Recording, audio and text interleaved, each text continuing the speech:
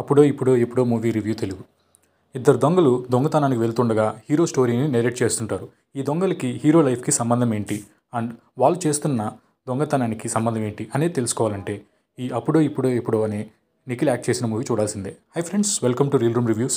Before going in to the detail review, నా వీడియోస్కి just non subscriber కౌంటే ఉందండి. Efforts జెన్యూన్గా అనిపిస్తే please subscribe to our channel and let's go into the detail review.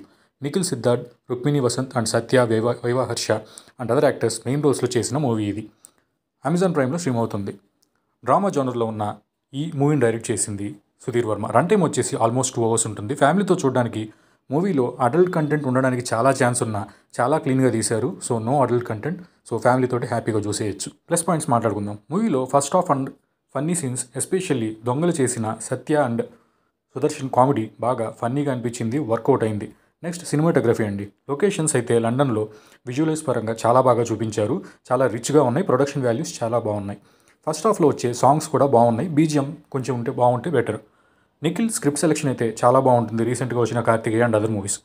Crime element selection చాలా బాగుంది with love story. So ఈ రెండు combination చాలా బాగుంది. ఎలా ఉందని తర్వాత చెప్తాను. కొంచెం ఎక్స్పెక్ట్ చేసిన ట్విస్ట్లు అయినా సరే బట్ స్టిల్ బాగున్నాయి. క్లైమాక్స్ కూడా బాగుంది. ఎస్పెషల్లీ డైలాగ్స్ బాగా వర్కౌట్ అయ్యాయి కామెడీ సీన్స్లో కూడా. మైనస్ పాయింట్స్ మాట్లాడుకుంటే సెకండ్ హాఫ్ అండి. Love story and thrilling element బాగా బ్లెండ్ అవ్వలేదనే చెప్పాలి. ఇదే పెద్ద మైనస్ ఈ మూవీకి. ఇంకా చెప్పాలంటే చాలా సీన్స్ కొంచెం ఇల్లాజికల్గా ఉంటాయి. క్లైమాక్స్లో చూపించిన సొల్యూషన్ అయితే కన్విన్సింగ్గా లేదు. అక్కడే పెద్ద డ్రాప్ మూవీకి.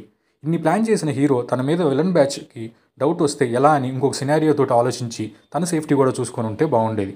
సో ఇక్కడ ఏంటంటే డైరెక్టర్ మిస్ అయ్యాడనమాట. దొంగల్ నెరేషన్ క్లైమాక్స్లో ఎంటర్టైన్ చేయలేకపోయింది. మూవీ వర్డిక్ట్ ఏంటంటే సెకండ్ హాఫ్ అండ్ లాజిక్స్ మీద ఇంకొంచెం వర్క్ చేసి ఉంటే నిఖిల్కి ఇంకో పెద్ద బ్లాక్ బస్టర్ అయి ఉండేది. బట్ స్టిల్ మూవీ నాకైతే నచ్చింది. ఓవరాల్ రేటింగ్ వచ్చి 2.75/5. ఈ రివ్యూ నచ్చితే like the video and share to your friends. Thank you.